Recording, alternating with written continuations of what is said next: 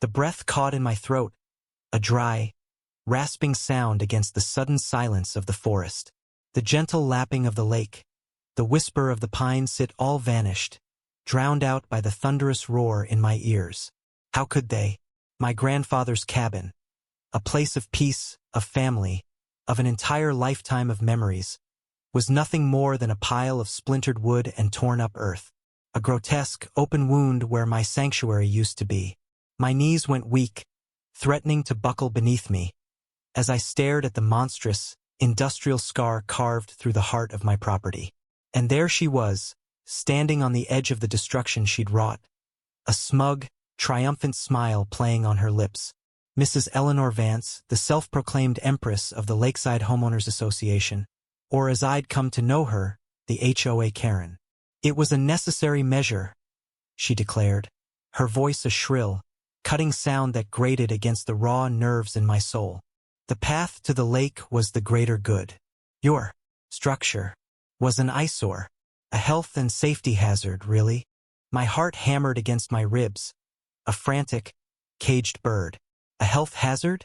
The cabin was a testament to love and hard work, passed down through generations. A place where my grandfather taught me to fish, where my grandmother's laughter echoed in the rafters. The very air around me seemed to grow thick and heavy with my shock and grief. A burly man in a hard hat, an anonymous pawn in her campaign of cruelty, stood beside her, his gaze pointed firmly at the dirt. I wanted to scream, to lash out, to demand to know what gave her the right. But all I could manage was a ragged gasp, a half-choked question. How? How could you? She just scoffed, a dismissive flick of her wrist. We followed the proper protocols. It was all in the last meeting's minutes. You were absent. Absent. I hadn't been absent. I'd been tending to my ailing father, a fact she was well aware of. The thought of that deceit, that cold-blooded calculation, sent a fresh wave of nausea washing over me. Felt like a physical blow. The world was spinning, a dizzying blur of jagged wood and her infuriatingly perfect floral scarf. I stood there, rooted to the spot, a silent scream building in my chest. This wasn't just a demolition. This was an act of personal, spiteful malice. She didn't just want the path. She wanted to erase me. Later that evening, the reality of it all crashed down on me, a tsunami of despair. As I sat among the ruins, a bitter wind whistling through the new gap in the trees, a small, worn-out sedan pulled up. Out of it stepped an old family friend, old Judge Thompson, my grandfather's fishing buddy. I hadn't seen him in years. He looked at the devastation and just shook his head, a long, weary sigh escaping his lips. Eleanor Vance, he muttered. I knew her father, a real piece of work, just like her. The unexpected twist, the saving grace, came in his quiet words. Did your grandpa ever show you the original deed? I shook my head, my throat too tight for words. He pulled out a crumpled, yellow document from his pocket. He showed me once when we were talking about property lines. It's got a special clause, an old easement, a right-of-way that your great-great-grandfather put in to give his brother access to the lake. A right-of-way for one family and only for them. It's not a public path, and it never can be. The truth hit me like a revelation, a flash of white-hot clarity. Her entire premise was a lie. Her greater good was a private path for her friends. My grandpa, in his wisdom, had unknowingly left me a final, protective shield against people exactly like her. My grief began to morph into something else, a hard, cold knot of righteous fury. It was time for a reckoning. The courtroom felt like an arena, every eye on us. Eleanor sat across from me, her posture ramrod straight, a venomous smile on her face. Her lawyer, a slick man in an expensive suit, stood and began to tear into me. Mr. Davies's claims are based on a historical footnote, a piece of parchment that holds no legal weight today. The HOA acted within its rights to improve the community's shared amenities. He spoke with such condescending confidence, such casual dismissal, that I felt a fresh wave of inadequacy wash over me. But then old Judge Thompson stood, his face a mask of stone. He didn't shout. He didn't grandstand.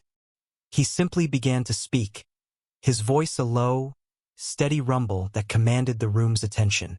Your Honor, the document isn't a footnote.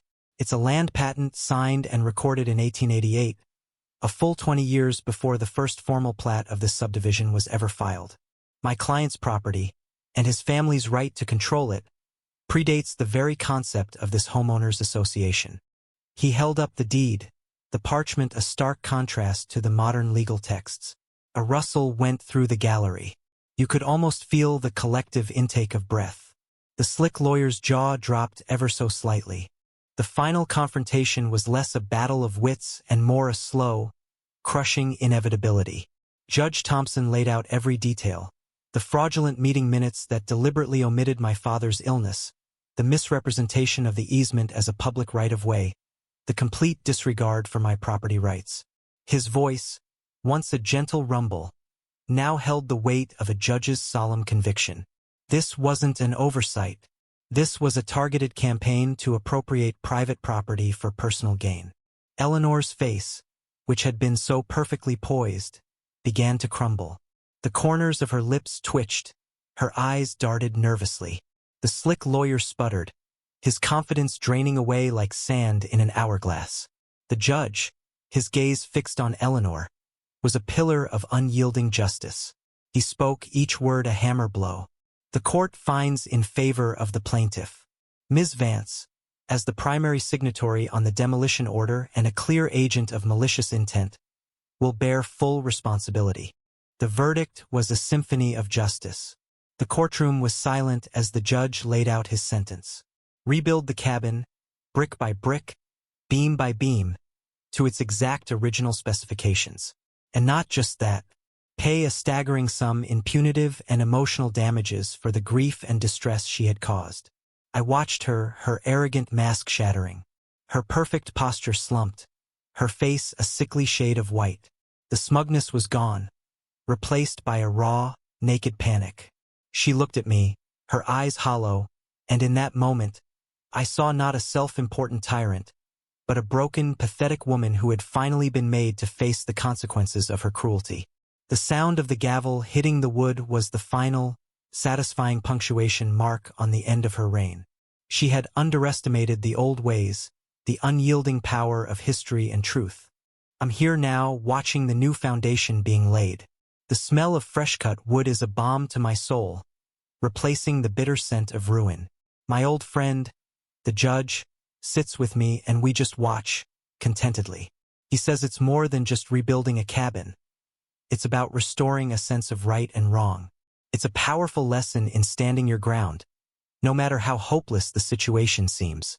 My grandfather's spirit feels close, a quiet presence in the rustling leaves. He taught me the value of family and memory, and I was able to protect that legacy. But this whole experience has me thinking. Does fighting fire with fire truly lead to justice? Or is it just the first step on a road to more conflict? Where do you draw the line between defending your rights and simply seeking revenge? Is it possible to truly win against someone like a Karen without becoming a little bit like them yourself? I'd love to know what you think.